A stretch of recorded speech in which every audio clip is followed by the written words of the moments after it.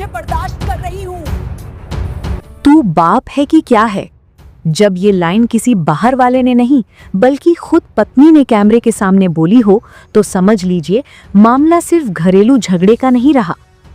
एक वक्त था जब गोविंदा अपनी पत्नी सुनीता के साथ शोज में नजर आते थे। गोविंदा कम बोलने वाले, बहुत संभल कर बात रखने वाले, और सुनीता बेबाक, बिंदास, बिना किसी डर के सच कहने वाली। लोग इस कॉन्ट्रास्ट को पसंद करते थे। सुनीता की बेबाकी ही उनकी पहचान बन गई थी। लेकिन आज तस्वीर बिल्कुल बदल चुकी है। आज अगर सुनीता किसी पॉडकास्ट में जाती हैं तो टॉपिक एक ही होता है, गोविंदा। और बात सिर्फ गोविंदा की नहीं होती बल्कि गोविंदा की खुली क्लास लगाई जाती है। सवाल उठता है, क्या सुनीता खुद ये सब कहना चाहती हैं या फिर पॉडकास्ट करने वाले जानते हैं कि अगर गोविंदा का नाम आ गया तो व्यूज भी आएंगे और टाइटल भी मिल जाएगा। ये तो हम पक्के तौर पर नहीं कह सकते, लेकिन हकीकत यही है कि आज सुनीता का हर इंटरव्यू गोविंदा कंट्रोवर्सी बन चुका है। हाल ही में दिए गए एक पॉडकास्ट में सुनीता ने गोविंदा को लेकर ऐसी बातें कह दी जिन्होंने सबको चौंका दिया। उन्होंने सीधे कहा, तुम बाप हो कि क्या हो? सुनीता का कहना है कि उनका बेटा यश अब लॉन्च होने वाला है। यश ने कभी अपने पिता से ये नहीं कहा कि मेरे लिए किसी से बात करो, मेरे लिए फिल्म दिलवाओ या इंडस्ट्री में सिफारिश लगाओ। और दूसरी तरफ गोविंदा ने भी आगे बढ़कर अपने बेटे के करियर के लिए कुछ नहीं किया। सुनीता यही नहीं रुकी। उन्होंने कहा कि जब गोविंदा 63 साल के हो चुके हैं तो उन्हें अपनी बेटी की शादी के बारे में सोचना चाहिए, उन्हें अपने बेटे के भविष्य के बारे में सोचना चाहिए। लेकिन इसके बजाय वो यंग लड़कियों के चक्कर में फंसे हुए हैं। आपको बता दें कि कुछ समय पहले खबरें आई थीं कि गोविंदा का अफेयर एक यंग मराठी एक्ट्रेस के साथ चल रहा है। और शायद यही वजह है कि सुनीता बार बार इंटरव्यूज में गोविंदा पर गुस्सा निकालती नजर आती हैं। इस बार तो बात और भी आगे निकल गई।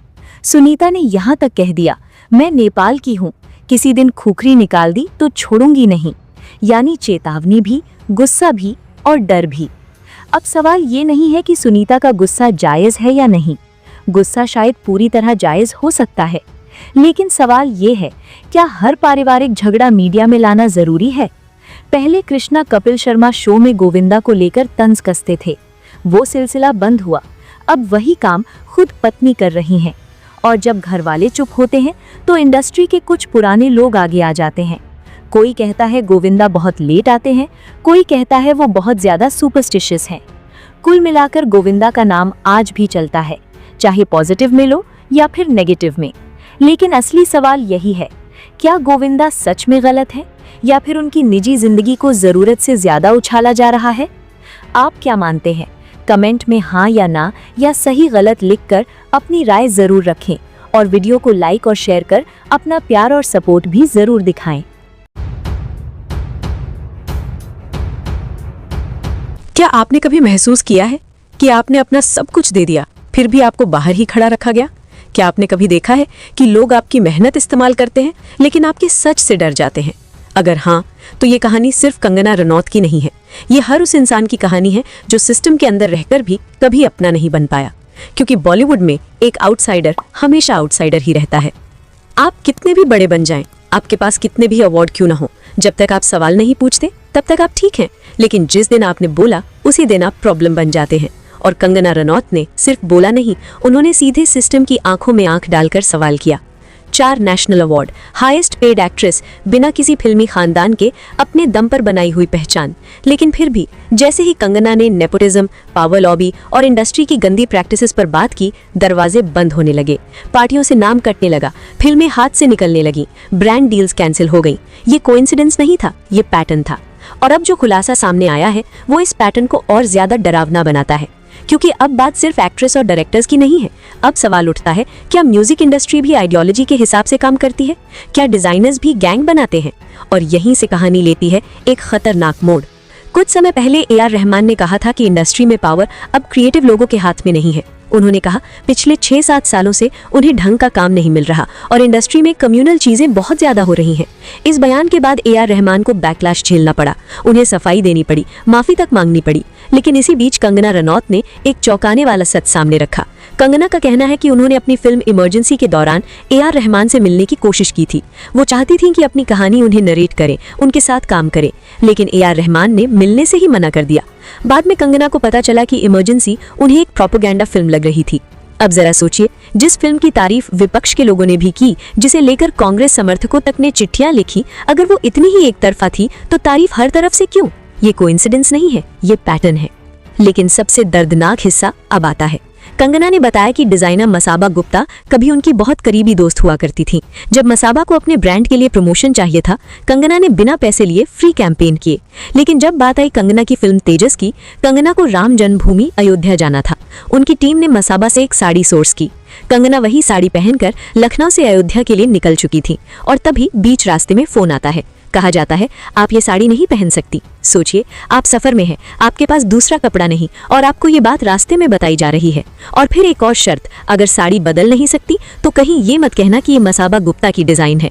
लखनऊ से अयोध्या का रास्ता ज्यादा लंबा नहीं होता, लेकिन उस दिन कंगना के लिए वो रास्ता बहुत भारी था। फोन कट चुका था, साड़ी वही थी और कार के बाहर लोग जय श्री राम के नारे लगा रहे थे।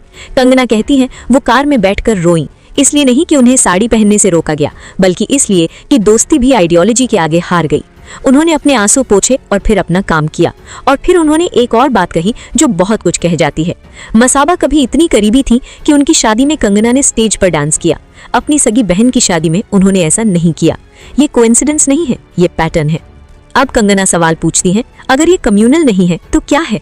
एक तरफ मसाबा की डिजाइन्स में गौ माता होती है, कमल होता है, धार्मिक मोटिव्स होते हैं, इन्हीं वजहों से उनका ब्रांड बिकता है। लेकिन जब बात आती है राम मंदिर की तो असहजता क्यों? तो सवाल सीधा है, क्या धर्म सिर्फ रनवे पर अच्छा लगता है? क्या धर्म प्रिंट में प्रॉफिटेबल है लेकिन बिलीफ में डेंजरस? कंगना का ये खुलासा पूरी इंडस्ट्री को एक बार फिर कटघरे में खड़ा करता है। हालांकि अभी तक मसाबा गुप्ता की तरफ से कोई प्रतिक्रिया नहीं आई है, लेकिन सवाल अब उठ चुका है और सवाल बहुत बड़ा है। क्या बॉलीवुड इंडस्ट्री में जो लोग सिस्टम पर सवाल उठाते हैं उन्हें जानबूझकर साइडलाइन कर दिया जाता है?